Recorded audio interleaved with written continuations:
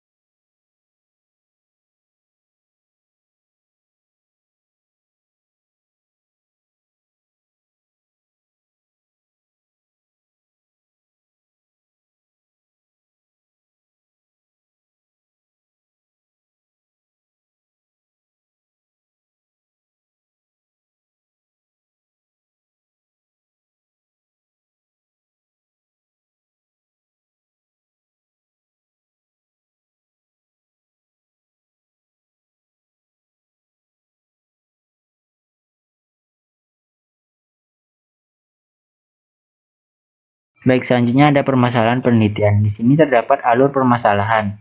Nah, pada alur permasalahan ini terdapat diagram di mana alur permasalahan yang ada di Kecamatan Sumberjambe terkait fasilitas pelayanan kesehatan. Nah, yang pertama ada lokasi. Lokasi fasilitas pelayanan rumah sakit ibu dan anak yang ada di Kabupaten Jember tidak bisa menjangkau masyarakat yang tinggal di tingkat kecamatan. Nah, dari permasalahan lokasi tersebut, timbullah alternatif yang dipilih oleh masyarakat. Dengan lokasi yang sangat jauh, fasilitas kesehatan yang ada di Kabupaten Jember membuat masyarakat menggunakan alternatif dukun beranak demi mengurangi resiko selama perjalanan. Selain dari itu, terdapat permasalahan baru, yaitu dari segi desain. Dari segi desain, bangunan rumah sakit yang ada masih kurang memperhatikan psikologi dari pasien ibu dan anak.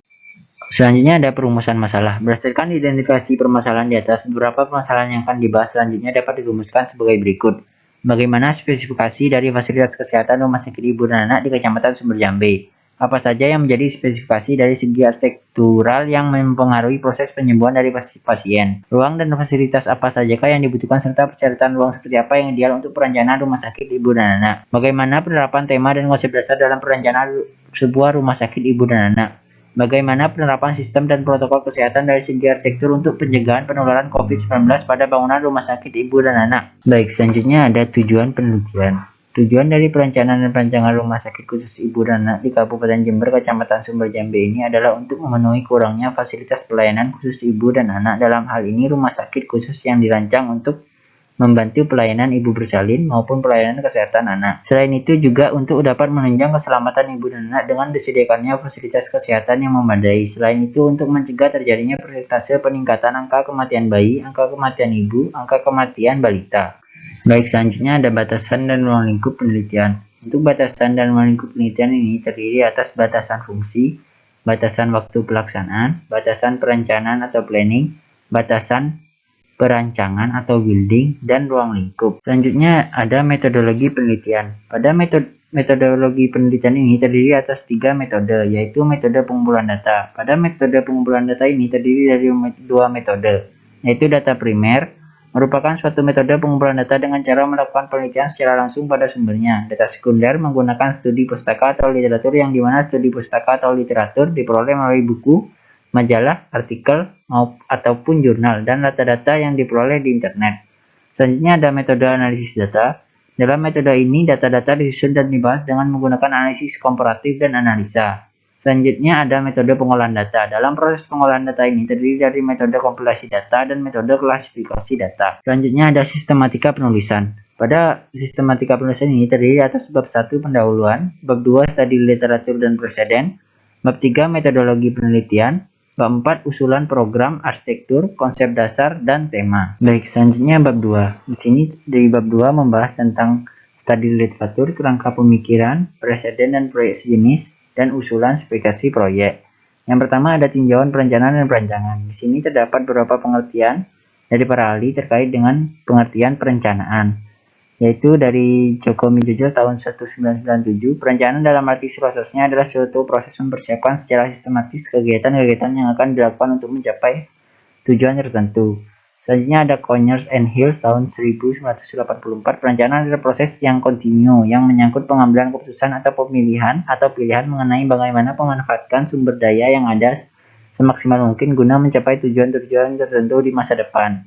Selanjutnya ada perencanaan sebagai suatu hal general activity dan penyusunan rangkaian tindakan secara berurut yang akan mengarah pada pencapaian tujuan tertentu. Peter Hall tahun 1992.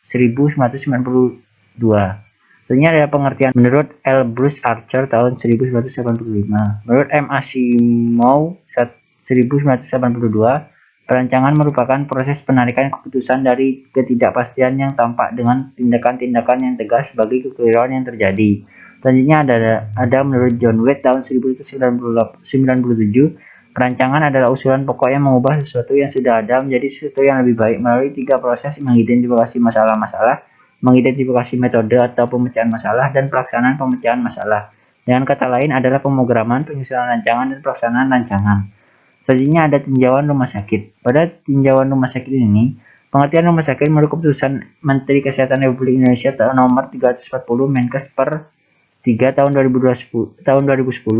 Rumah sakit adalah institusi pelayanan kesehatan yang menyediakan pelayanan kesehatan perorangan secara paripurna yang menyediakan pelayanan rawat inap, rawat jalan, dan gawat darurat, yang terbagi atas beberapa jenis tipe rumah sakit, yaitu rumah sakit umum tipe A, tipe B, tipe C, tipe D, tipe E, dan rumah sakit khusus.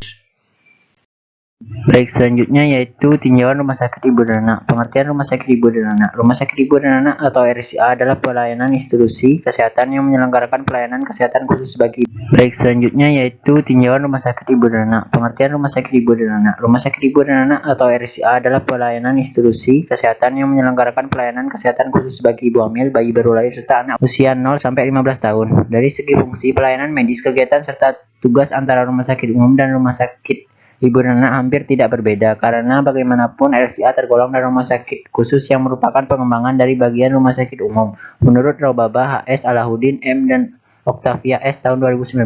Selanjutnya yaitu jenis-jenis pelayanan pada rumah sakit ibu dan anak. Pelayanan pada rumah sakit ibu dan anak yang diberikan lebih mengkhususkan pada pelayanan kesehatan yang menyangkut ibu dan anak, yaitu terbagi atas preventif, kuratif, dan rehabilitasi. Selanjutnya ada tinjauan kegiatan pada rumah sakit ibu dan anak. Pada rumah sakit ibu dan anak ini, untuk jenis kegiatan dibagi dua, yaitu kegiatan medis dan non-medis. Dengan yang pertama yaitu kegiatan medis, diantaranya poliklinik, unit gawat darurat, farmasi, terapi, perawatan, dan bedah.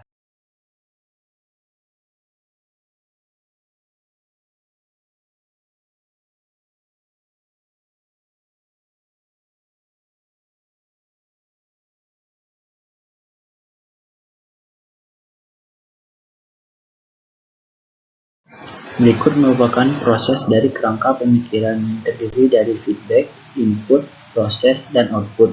Dapat dilihat dari gambar proses-proses kerangka pemikiran. Preseden dan proyek sejenis. Berikut merupakan 5 preseden yang digunakan dalam penelitian, yaitu RSIA Pucuk Permata Hati, RSIA Dentan Tama, RSIA Hermina Pangandaran Semarang, RSIA Sarila Husada, dan RSIA Puri Bunda. Berikut merupakan kesimpulan baik kekurangan maupun kelebihan dari masing-masing fasilitas kesehatan. Baik, selanjutnya ada usulan spesifikasi umum. Di sini terdiri atas karakteristik pengguna, jenis-jenis ruang utama, persyaratan arsitektur, persyaratan lokasi, usulan tema dan konsep dasar umum, syarat kehandalan struktur dan utilitas. Yang pertama ada karakteristik pengguna. Dari studi yang telah dilakukan, bahwa analisis pelaku pada rumah sakit biasanya terdiri dari pasien, penunggu pasien, pengunjung pasien, tenaga medis, dan staf, dan tenaga non-medis. Untuk pengguna dari fasilitas rumah sakit khusus ibu dan anak ini, yaitu memiliki pengguna khusus, yaitu para ibu hamil, anak-anak, dan juga balita. Yang dimana pada RSIA ini melayani segala fasilitas yang dikhususkan yang terkait dengan kesehatan ibu dan anak. Untuk jenis-jenis ruang utama, pada rumah sakit ibu dan anak ini dapat diklasifikasikan menjadi beberapa bagian, diantaranya ruang pasien, ruang periksa, ruang pengobatan, ruang persalinan. Selanjutnya ada persyaratan arsitektur. Adapun persyaratan arsitektur yaitu terdapat tempat tidur pasien, ruang cuci atau kamar mandi, WC pasien, kamar mandi pasien. Adapun juga persyaratan arsitektur yang dapat dilihat dari elemen bangunan sendiri, diantaranya ada koridor, pintu, tangga, dan lift. Untuk persyaratan lokasi sendiri, persyaratan lokasi menurut Peraturan Menteri Kesehatan Nomor 24 Tahun 2016 tentang persyaratan teknis bangunan dan prasarana rumah sakit dapat dijelaskan sebagai berikut, yaitu terdapat geografis, peruntukan lokasi, aksesibilitas dan jalur transportasi dan komunikasi, fasilitas parkir, utilitas publik, dan fasilitas pengolahan kesehatan lingkungan. Selanjutnya ada usulan dan tema konsep dasar umum. Untuk tema yang digunakan pada desain bangunan rumah sakit ibu dan anak ini yaitu arsitektur kontemporer. Untuk konsep pada bangunan menggunakan pendekatan healing environment.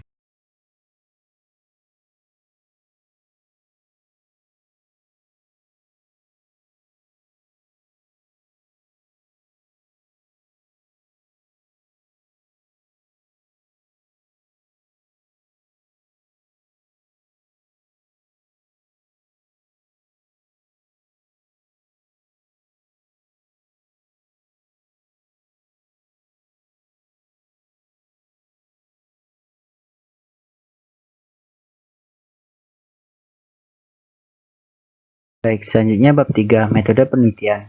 Pada metode penelitian ini akan menjelaskan tentang metode analisis, jenis dan sumber data, jadwal pelaksanaan. Yang pertama ada metode analisis. Metode analisis ini terdiri dari metode pemrograman arsitektur, metode analisis kebutuhan dan hubungan ruang, metode pemilihan set, dan metode penyusunan konsep.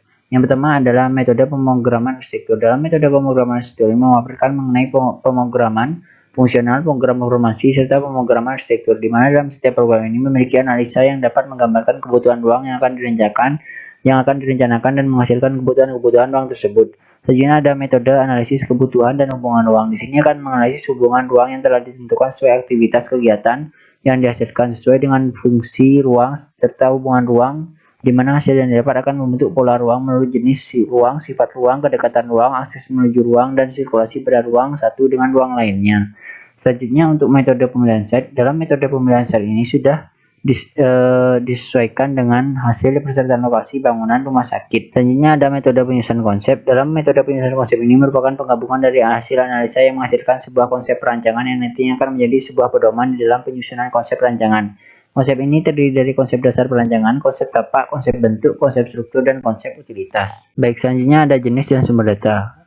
Pada jenis sumber data ini terdiri atas jenis data yang dibutuhkan, sumber data, dan pengumpulan data. Yang pertama ada jenis data yang dibutuhkan. Pada jenis data yang digunakan, metode penelitian yang digunakan yaitu metode penelitian kualitatif yang dimana penggunaan penelitian ini lebih menekankan kepada riset yang bersifat deskriptif yang cenderung lebih menggunakan analisis. Selanjutnya ada sumber data. Dalam teknik pengumpulan data ini terdapat beberapa jenis sumber data yang digunakan yaitu data primer, data sekunder dengan penjelasan sebagai berikut. Data primer merupakan suatu metode pengumpulan data dengan cara melakukan penelitian secara langsung pada sumbernya atau langsung kepada objek yang digunakan dalam penelitian. Data sekunder merupakan suatu metode pengumpulan data dengan cara melakukan penelitian melalui studi literatur, studi pustaka, yang dimana metode studi pustaka atau studi literatur ini merupakan metode pengumpulan data yang diperoleh melalui buku, majalah, artikel, ataupun jurnal, dan data-data yang diperoleh di internet yang berkaitan dengan objek yang digunakan dalam penelitian. Selanjutnya ada pengumpulan data. Dalam pengumpulan data ini terdapat beberapa tahapan yang dilakukan, yaitu dengan melakukan observasi lapangan dengan objek bangunan rumah sakit ibu dan anak, wawancara atau dengan kuesioner dengan study letter dengan penjelasan sebagai berikut. Baik, selanjutnya ada jadwal pelaksanaan. Pada jadwal pelaksanaan ini terdiri dari jadwal penyusunan laporan yang dilaksanakan selama per bulan, yang dimulai dari bulan Oktober dan berakhir pada bulan Februari dengan proses pelaksanaan bimbingan minimal 6 kali. Adapun jadwal penyusunan laporan yaitu sebagai berikut. Dapat dilihat pada gambar. Selain jadwal penyusunan laporan berikut merupakan jadwal survei lapangan yaitu sebagai berikut. Dapat dilihat pada tabel yang ada di layar monitor. Yaitu bulan 1 merupakan bulan Oktober, bulan 2 adalah bulan November, bulan 3 Desember, dan bulan 4 Januari. Baik, selanjutnya bab 4. Usulan program arsitektur, konsep dasar, dan tema. Di sini terdapat program ruang, yaitu yang pertama ada program fungsional. Pada program fungsional di sini memaparkan aktivitas kebutuhan ruang dan jenis ruang sesuai pola kegiatan yang ada pada bangunan rumah sakit ibu dan anak, yang dimana akan memaparkan sesuai dengan hasil dari studi banding, persyaratan bangunan, dan tingkat pelayanan rumah sakit tingkat C. Berikut merupakan alur kegiatan aktivitas dari pengguna bangunan rumah sakit ibu dan anak. Di sini dapat dilihat para pengguna yang akan dimasukkan dalam pemrograman fungsional bangunan rumah sakit ibu dan anak. Di sini terdiri dari pasien rawat jalan ibu, pasien rawat jalan ibu hamil, pasien rawat jalan anak, pasien program keluarga berencana, dan seterusnya.